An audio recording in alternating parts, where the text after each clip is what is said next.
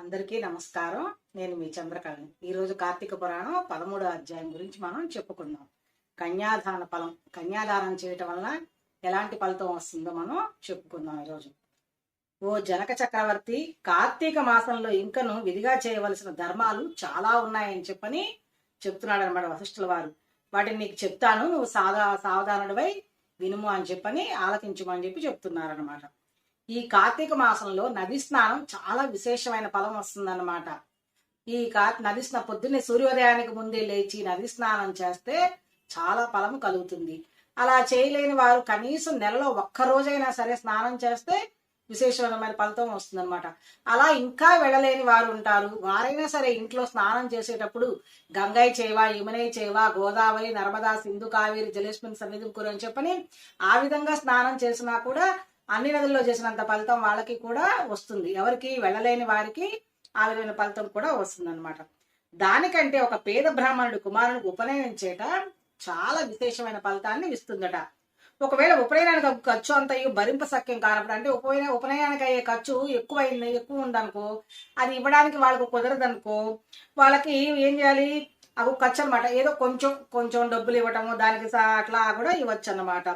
మంత్రాక్షతలు, దక్షిణ తాంబూలాలు సంభావన ఇచ్చి తృప్తిపరిచినా కూడా వాళ్ళకి, అంటే ఏదో దక్షిణ తాంబూలాలు ఇవ్వటము, ఏదో కొంచెం ఖర్చు కూడా ఒకరు డబ్బులు ఇవ్వటం, అలా చేసినా కూడా విశేషమైన ఫలితం వాళ్ళకు వస్తుంది అనమాట.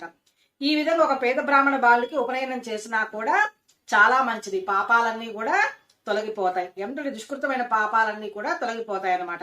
ఎంతటి వ్యభిచారం చేసినను ఆ పాపాలన్నీ కూడా పోతాయి. ఎన్ని నూతులు, తటాకాలు, బావులు త్రవ్వించినా సరే పైన చెప్పినట్లుగా ఒక బ్రాహ్మణ బాలుకు ఉపనయనం చేసినందువలన వచ్చు ఫలితం అంతా ఇంత కాదు, సరితూగదనమాట. వాటితో అవి ఎంత బావులు అవన్నీ తవ్విస్తే ఎంత ఫలితం అయితే వస్తుందో, అలాగే ఈ పేద బ్రాహ్మణుడికి ఉపనయనం చేస్తే అంతకన్నా ఎక్కువ ఫలితం వస్తుందని చెప్తున్నారన్నమాట.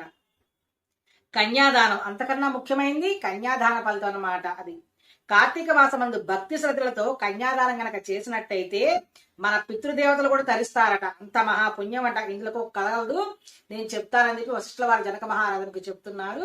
శ్రద్ధగా ఆలకించండి అని చెప్తున్నారు అన్నమాట. సువీర చరిత్రము, సువీరుడు అనే రాజుది కథ అన్నమాట. ద్వాపర యుగంలో వంగదేశంలో ఒక గొప్ప పరాక్రమవంతమైన రాజు ఉన్నాడట. ఎవరు? సువీరుడు అనే రాజు. సువీరుడు అనే రాజు ఉన్నాడనమాట. అతనికి రూపవతి అయిన భార్య, అందమైన భార్య ఆయనకి కలదన్నమాట. ఒకసారి సువీరుడు ఏం చేశాడు? శత్రురాజులు వచ్చి ఓడింపబడ్డాడు.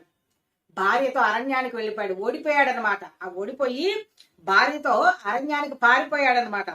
ధనహీనుడైపోయాడు. నర్మదా నది తీరమందు ఒక వర్ణశాలను నిర్మించుకొని కందమూలాలు, అక్కడ అడవిలో వచ్చే ఫలాలు అవన్నీ తింటూ కూడా అక్కడ కాలం గడుపుతూ ఉన్నాడు అనమాట మహారాజు. కొన్ని రోజుల తర్వాత అతని భార్య ఒక బాలికని, ఒక అమ్మాయిని ప్రసవించిందనమాట. ఆ బిడ్డకు అతిగారావంతో పాపం ఆమెని పెంచుతూ ఉన్నారన్నమాట. క్షత్రియ వంశమందు జన్మించిన ఆ బాలికకు ఆహారాది సదుపాయాలు సరిగా లేకపోయినా సరే శుక్లపక్ష చంద్రుడి వలె, అంటే ఎదుగుతూ ఉందన్నమాట. ఆ పిల్ల దినదిన ప్రవర్ధమానమే ఎదుగుతూ ఉంది, అధిగారావంతో పెరుగుతుందన్నమాట. చూచు వారికి ఆ పిల్ల చాలా అందంగా, చాలా చక్కగా, లావణ్యవతిగా బాగా ఉందన్నమాట. ముద్దులకు మాటలతో చాలా చాలా ముచ్చటగా ఉన్నది. దినాలు గడిచిన కొద్ది ఆ బాలికకు నిండు యవ్వన దశ వచ్చిందట. పెరుగుతూ ఆ పిల్లకి నిండు యవ్వన దశ వచ్చినట్టు, అంటే పెళ్లిడు వచ్చిందనమాట ఆ పిల్లకి. ఆ విధంగా పెళ్లిడు వచ్చిన తర్వాత ఒకరోజు ఏం చేశాడు? వానప్రస్థుని కుమారుడు ఆ బాలికను చూశాడనమాట. ఆమె అందచందాలకు పరవశుడైపోయి ఆ బాలిక తలకిచ్చి పెళ్లి చేయమని ఆ రాజు దగ్గరికి వెళ్ళి అడిగాడనమాట. అడిగితే అప్పుడు ఆయన చెప్పాడు, ఓ మునిపుత్ర, ప్రస్తుతం నేను చాలా బీదస్థితిలో ఉన్నాను, నా దగ్గర డబ్బులు కూడా లేవు. నా కుమార్తె తెచ్చి నువ్వు కనుక కొంచెం డబ్బులు ఇస్తే నా కుమార్తె తెచ్చి నీకు పెళ్లి చేస్తాను, నా చేతిలో రాగి పైసా కూడా లేదు అని ఆ బాలిక పైన ఎక్కువ ఇష్టంతో ఉండి ఆ మునికుమారుడికి చెప్పాడనమాట. ఎవరు? ఈ రాజు చెప్పాడు. అప్పుడు ఈ రాజకుమారుడు ఏం చేశాడు? ఆ బాలికపై చాలా ఇష్టం, అంటే ఆమె అంటే ఈయనకి బాగా ఇష్టం కలిగింది కదా, సరే ఎలాగైనా డబ్బులు ఇస్తానని చెప్పి వెళ్ళిపోతాడనమాట. ఎలాగైనా సరే ఆ అమ్మాయిని పెళ్లి చేసుకోవాలని మనుకుమారుడు ఏం చేస్తాడు? నర్మదా నది తీరంలో కుబేరుని గురించి పెద్దగా తపస్సు చేస్తాడనమాట. ఘోరమైన తపస్సు చేస్తాడు. ఆ తపస్సు చేసిన తర్వాత కుబేరుని మెప్పించి ధనపాత్ర సంపాదిస్తాడనమాట. కుబేరుని మెప్పించి ధనపాత్ర, అంటే ధనం అన్నమాట, బాగా ఎక్కువగా ధనపాత్రని సంపాదిస్తాడు. రాజు ఆ పాత్రను తీసుకొని, ఈ రాజు ఏం చేస్తాడు? ఆ ధనపాత్రను తీసుకొని సంతోషంతో వెళ్ళి తన కుమార్తెను, ఆ రాజు కుమార్తె నాకు ఇచ్చి పెళ్లి చేయమని వెళ్ళి ఆ రాజుని అడుగుతాడనమాట. అప్పుడు ఆ దంపతులు ఇట్లా ఇచ్చి పెళ్లి చేస్తారు. పెళ్లి చేసిన తర్వాత వాళ్ళిద్దరు ఏం చేస్తారు, నూతన దంపతులు ఇద్దరిని అత్తవారింటికి పెళ్లి చేసేసి ఆ అమ్మాయిని పంపించేస్తారనమాట. అట్లా మళ్ళీ ఆ మునికుమారుడు ఏం చేస్తాడు, భార్యని వెంట పెట్టుకుని తల్లిదండ్రులను నమస్కరించి వాళ్ళకి జరిగిన వృత్తాంతం అంతా చెప్పి భార్యతో సుఖం అనుభవించుచు ఉంటాడనమాట. ఈ విధంగా ఎవరికి, మునికుమారుడు భార్యను వెంట పెట్టుకుని తన తల్లిదండ్రులకు జరిగిన వృత్తాంతం అంతా చెప్పేసేసి ఈ విధంగా సుఖంగా కాలం గడుపుతూ వాళ్ళు కూడా ఉంటారనమాట. అప్పుడు ఈ సువీరుడు ఏం చేశాడు, ఈ మునికుమారుడు ఎప్పటికీ ధనపాత్ర తెచ్చిచ్చాడు కదా, ఆ ధనపాత్రను తీసుకొని స్వేచ్ఛగా ఖర్చు పెడుచు భార్యతో సుఖంగా ఉంటాడనమాట. మళ్ళీ కొంతకాలం జరిగిన తర్వాత మళ్ళీ ఇంకో అమ్మాయిని ప్రసవిస్తుంది అనమాట. వాళ్ళ ఆవిడ, ఆ రాజుగారి భార్య ఇంకొక అమ్మాయిని ప్రసవించిద్ది అనమాట. ఆ బిడ్డ కూడా యుక్త వయసు రాగానే ఏం చేస్తాడు, మరలా ఎవరికైనా సరే ధనాన్ని ఈ అమ్మాయిని అమ్ముకోవచ్చు మనం, అంటే ఫస్ట్ అమ్మాయిని అమ్మాడు కదా, మళ్ళీ ఈ అమ్మాయిని కూడా అమ్ముకోవచ్చు, ధనం బాగా వస్తుందని చెప్పని బాగా ఎక్కువ ఆశతో ఎదురు చూస్తూ ఉంటాడు. అట్లా ఎదురు చూస్తుంటే ఒకనొక నాడు ఏం చేస్తాడు, ఒక సాధు పొంగోడు ఈ తపతి నది తీరం నుండి నర్మదా నది తీరానికి స్నానార్థమై వస్తాడనమాట. స్నానం చేయడానికి ఒక రాజు ముని పొంగోడు వస్తాడనమాట. ఆ దారిలో సువీరుని కలుసుకొని చెప్పని, పోయి నువ్వు నీ ముఖం చూస్తుంటే రాజవంశంలో ఉన్న రాజులాగున్నావు, నీవేంటి అరణ్య మందు భార్య బిడ్డలతో నివసించడానికి గల కారణం ఏంటో చెప్పు నువ్వు అని చెప్పని ప్రశ్నిస్తాడు.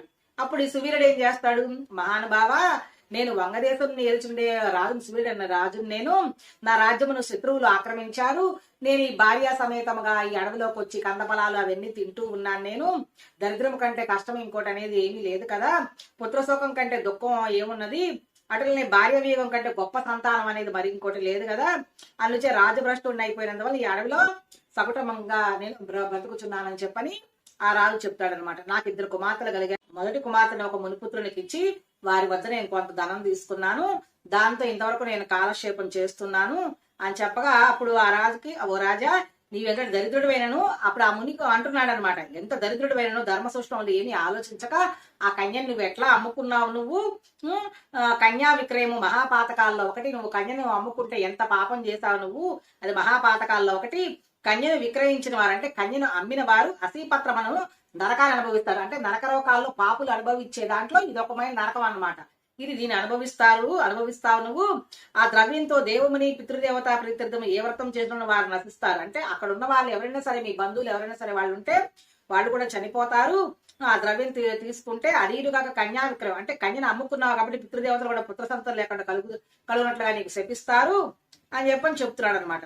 అటులనే కన్యను ధనమిచ్చి పెండ్లాడిన వారు చే గృహస్థ ధర్మములు వ్యర్థమొకటయ్యే గాక అతను మహానరకం అనుభవిస్తాడనమాట. ఎప్పుడైతే ఈ అమ్మాయిని అమ్మి నువ్వు ఇచ్చేసావో, అతడు అక్కడ పాపలోకానికి వెళ్ళిన తర్వాత, అంటే యమలోకానికి వెళ్ళిన తర్వాత మహా నరకాలు అనుభవిస్తారు, నువ్వు ఎందుకు కన్యను అమ్ముకున్నావు అని చెప్పని అతను అంటున్నాడు అనమాట. అప్పుడు కన్యా విక్రయం చేసిన వారికి ఎట్టి ప్రాయచిత్తం లేదు, ఆ పెద్దలు కూడా ఈ మాట చెప్తారు, నువ్వు అమ్ముకున్నావు, అసలు నీకు ఎలాంటి ప్రాయచిత్తం లేదు, కావున రేపు కార్తీక మాసం వస్తుంది, నీ 2వ కుమార్తెను నీ శక్తి కొలది బంగారు ఆభరణములతో అలంకరించి ఏదైనా సంపన్నునికి, సదాచార సంపన్నునికి ఇచ్చి, ధర్మబుద్ధి గలవానికి ఇచ్చి కన్యాదానం చెయ్యి.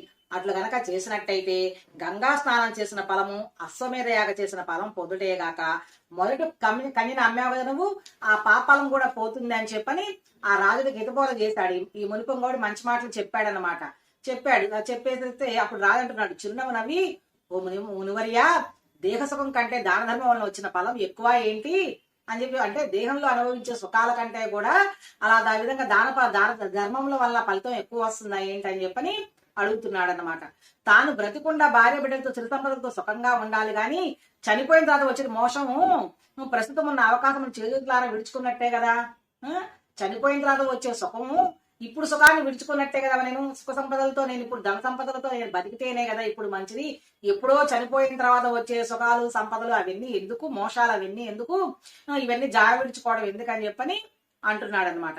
ధనము బంగారము కలవారే ప్రస్తుతం లోకంలో రాణింపగలరు, వాళ్లే పెద్దవాళ్ళు, వాళ్ళు ముక్కు మూసుకొని నోరు మూసుకొని బక్క చిక్కి సల్యమైపోయి వాళ్ళని ఏమన్నా లోకం గుర్తిస్తుందా, వాళ్ళని ఏమన్నా గౌరవిస్తుందా, ఈ ఐక్య సుఖాలు అంటే డబ్బున్న వాళ్లే గొప్పవాళ్ళు, గొప్ప సుఖాలు అనుభవిస్తారు అని చెప్పని ఆ రాజు చెప్తున్నాడు అనమాట. నా 2వ కుమార్తెను కూడా నేను అడిగినంత ధనం ఎవరైతే ఇస్తారో వాళ్ళకి నేను ఇస్తాను, కన్యాదానం మాత్రం నేను చెయ్యను ఊరకే అని చెప్పని గట్టిగా చెప్తాడనమాట. ఆ చెప్పిన తర్వాత అప్పుడు ఏం చేస్తాడు, ఈయన మాటలకి ఆ మునిపొంగోడు ఉన్నాడు కదా, ఆయన ఉన్నాడు కదా, ఆశ్చర్యపడి తాను వెళ్ళిపోయాడు అనమాట. ఈయనకి చెప్తే ఈయన వింటలేదు, ఈయన ఎందుకులే అని చెప్పని ఆయన వెళ్ళిపోయాడు అనమాట.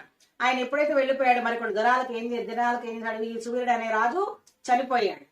చనిపోయిన తర్వాత వెంటనే యమపట్టులు వచ్చి తీసుకొని పోయాడు అనమాట. తీసుకొని పోయి యమలోకంలో ఏం చేశారు, అసిపత్రం అనే నరక భాగమని పడవేశారనమాట. నానా రకాల శిష్యులు, అంటే అది ఒక పాప లోకం అనమాట అసిపత్రం అనేది. ఆ లోకాన్ని తీసుకెళ్లి నరక బాధలు పెట్టారు ఆయన్ని.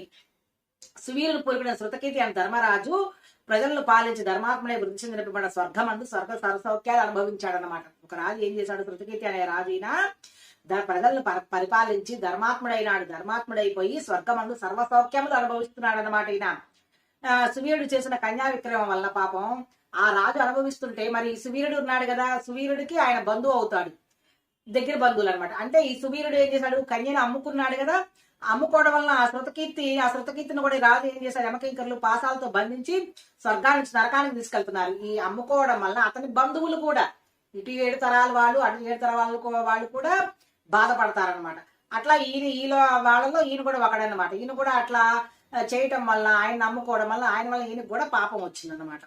అప్పుడు శృతకీర్తి, నేను ఎరుగున్నంత వరకు ఇతరులకు ఉపకారమే చేశాను, దాన ధర్మాదులు యజ్ఞాగాదులే చేశాను, నాకు ఈ దుర్గతి ఎలా వచ్చింది, యమలోకానికి నన్ను ఎట్లా తీసుకెళ్తున్నారు అని చెప్పని నిండు కొలువు తీరుని యమధర్మరాజు దగ్గరికి వెళ్ళి నమస్కరించి అడుగుతున్నాడు అనమాట. అప్పుడు ప్రభు అంటాడు, నీవు సర్వజ్ఞుడు ప్రభుతో ఈయనంటున్నాడు శృతకీర్తి, నీవు సర్వజ్ఞుడు, ధర్మమూర్తివి, బుద్ధిశాలివి, ప్రాణికోటి అంతకు సమానంగా చూచేవాడివి, నేనెప్పుడు ఏ పాపం చేయలేదు, నన్ను స్వర్గలోకం నుంచి నరకానికి ఎందుకు తీసుకెళ్తున్నారు మీరు అని చెప్పని అడుగుతున్నాడు అనమాట. అంటే ప్రాధేయపడుతున్నాడు అనమాట. అప్పుడు ప్రాధేయపడుతుంటే అప్పుడు ఏం చేశాడు, యమధర్మరాజు శృతకీర్తి నువ్వు న్యాయంగానే పరిపాలించావు, ధర్మపడ్డావు, స్వర్గలోకంలో నేను తీసుకువెళ్ళొచ్చు, మంచిదే. కానీ ఇక్కడేంది, నీ వంశీయుడు సువీరుడు ఏం చేశాడు, తన జ్యేష్ఠ పుత్రికను ధనానికి ఆశించి కన్యను అమ్ముకున్నాడు. కాబట్టి ఇటు 3 తరాల వాళ్ళు అటు 3 తరాల వాళ్ళు అంటారు, లేదా అటు 7 తరాలు ఇటు 7 తరాల వాళ్ళు వారెంత పుణ్యం చేసినా సరే వాళ్ళకి నరకం అనుభవించడే కాక నీచ జన్మలు ఎత్తవలసి ఉంటుంది. నువ్వు ఎంత పుణ్యాత్ముడైనా నీ తరం వాడు చేశాడు కాబట్టి నీకు నరక జన్మ వస్తుంది. కాబట్టి నువ్వు స్వర్గలోకం నుంచి నువ్వు నరకలోకానికి తీసుకొని వచ్చారు నిన్ను అని చెప్పని ఆ రాజు చెప్తున్నాడు అనమాట.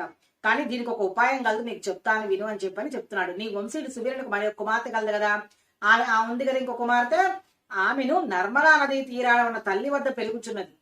నా ఆశీర్వాదం వల్ల నీవు మానవ శరీరాన్ని దాల్చి అక్కడికి వెళ్ళమని చెప్తున్నాడు. యమధర్మరాజు ఏం చెప్తున్నాడు, నా ఆశీర్వాదం వల్ల నువ్వు భూలోకానికి వెళ్ళి ఆ కన్య ఉంది కదా, ఆ కన్య నువ్వేం చేస్తావు, వేద పండితుడకు, శీలవంతుడకు, ఒక విప్రుడికి, ఒక బ్రాహ్మణుడికి కార్తీక మాసమన కన్యాదానం చెయ్యి. నువ్వు అట్లా కనుక నువ్వు చేస్తే నీ పూర్వీకులు సువీరుడు అంటే అతని తండ్రి సువీరుడు పితృగణములు కూడా స్వర్గలోకానికి ఏగుదురు. వెళ్ళటమే గాక ఆ అమ్మాయి తండ్రి మిగతా పితృదేవతలు అందరూ కూడా ఈ నరకలోకం నుంచి మళ్ళీ స్వర్గలోకానికి అందరూ వెళతారు, పుణ్యం వచ్చిందని చెప్పని చెప్తాడనమాట.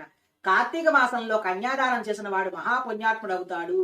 పుత్రికా సంతానం లేని వారు తమ ద్రవ్యంతో కన్యాదానం చేసినా సరే, సంతానం లేదు మనకి, సంతానం లేనప్పుడు ఎవరికి కన్యాదానం జరుగుతున్నప్పుడు కొంచెం డబ్బులు ఇచ్చినా సరే వాళ్ళకి కన్యాదానం చేసినంత ఫలితం వస్తుందట వాళ్ళకి. ఆబోతులకు వివాహం చేసిన వారు కన్యాదాన ఫలం అవుద్ది అనమాట వాళ్ళకి.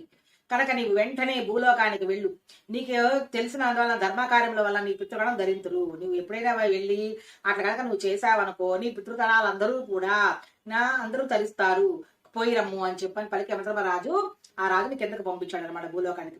అప్పుడు శృతికీర్తి ఏం చేశాడు, ఇవరికి నమస్కరించి వెళ్ళాడు కదా, సెలవు తీసుకొని నర్మదా నది తీరమైన ఒక వర్ణకుటీలో ఉంచిన సువీరుని భార్య ఉంది కదా, ఆమె కుమార్తెను చూసి సంతోషపడ్డాడు. అన్ని విషయాలు వివరించి ఏం చేశాడు, కార్తీక మాసంలో శివాని 2వ కుమార్తె ఉంది కదా, కన్యాదాన పూర్వకంగా చతుర్వేదములు చదివిన ఒక బ్రాహ్మణ యువకునికి ఇచ్చి అతి వైభవంగా ఆ అమ్మాయిని తీసుకుని వెళ్ళి పెళ్లి చేశారు. తల్లికి జరిగిందంతా అంటే ఆ అమ్మాయి తల్లికి జరిగిందంతా చెప్పి, ఇట్లా నీ భర్త అక్కడ బాధపడుతున్నాడు, పితృతరాలు ఇటు 3 తరాలు అటు 7 తరాలు అందరూ కూడా బాధపడుతున్నారు, కాబట్టి నీ 2వ కుమార్తె కనుక నువ్వు కనుక ఒక బ్రాహ్మణుడి కనుక దానం ఇచ్చినట్టయితే నీ భర్త సంతోషిస్తాడు, నా స్వర్గలోకానికి పోతాడు, మేము అన్ని తరాల వాళ్ళు కూడా స్వర్గలోకానికి వెళతాము, కాబట్టి అలా చేయమ్మా అని ఆమెకు చెప్తాడనమాట. ఆ విధంగా చెప్పిన తర్వాత ఒక బ్రాహ్మణుడికి ఇచ్చి వివాహం చేస్తారు. అట్లా కన్యాదానం చేయడం వలన సువీరుడు కూడా పాప విముక్తుడై స్వర్గలోకంలో ఉన్న పితృదేవతలను కలుస్తాడనమాట. అందరూ పితృదేవతలు అందరూ కూడా అక్కడే ఉన్నారు. ఈయన చేసినందువల్ల స్వర్గలోకం నుంచి యమలోకానికి వచ్చారు. మళ్ళీ ఎప్పుడైతే వాళ్ళ ఆవిడ పుణ్యం చేసిందో మళ్ళీ యమలోకాల నుంచి అందరూ కూడా స్వర్గలోకానికి వెళ్ళారనమాట. కన్యాదానం వల్ల మహాపాపాలు కూడా నాశనం అవుతాయి. వివాహ విషయంలో వారికి మాట సహాయం చేసినా సరే, అదే చెప్పాను కదా నేను, ఎప్పుడు కూడా చెడగొట్టకూడదు. మనకు చేతనైన సహాయం పెళ్లిలో కనుక చేసినట్టయితే విశేషమైన ఫలం దక్కుతుంది అనమాట. అలాగే పుణ్యం కూడా వస్తుంది, మాట సహాయం చేసినా పుణ్యం కూడా వస్తుంది అనమాట. ఈ కార్తీక మాసంలో కన్యాదానం చేయవలన దీక్షభూని ఆచరించిన వాడు, అంటే కన్యాదానం చేయాలని చెప్పిన దీక్షభూని వాడికి విష్ణు సాన్నిధ్యం వస్తుంది అనమాట. అంటే అంత విశేషమైన ఫలం వస్తుంది అనమాట. శక్తి కలిగి ఉండి కూడా ఉదాసీనత చూపువాడు శాస్త్ర నరకానికి ఎగును. ఇప్పుడు శక్తి కూడా కలిగి ఉండి ఆయన దగ్గర డబ్బులు బాగా ఉన్నాయి, డబ్బులు బాగా ఉండి కనుక కన్యను అమ్ముకుంటే ఏమొస్తుంది, పాపం వస్తుంది. కాబట్టి అలా చేయకుండా కన్యను అమ్ముకోవద్దు. అలా కనుక దానం కనుక కన్యాదానం చేసినట్టయితే కార్తీక మాసంలో ఆ విధంగా చేసినట్టయితే మంచి విశేషత, మంచి ఫలం వస్తుందని చెప్పని ఈ కన్యాదాన ఫలం గురించి మనం ఈ 13వ అధ్యాయంలో మనం తెలుసుకున్నాం అనమాట. అది 13వ రోజు పారాయణం సమాప్తం. ఈ 13వ అధ్యాయం చూసి విన్న వారందరికీ కూడా ధన్యవాదములు. లైక్ చేయండి, షేర్ చేయండి, సబ్స్క్రైబ్ చేయండి.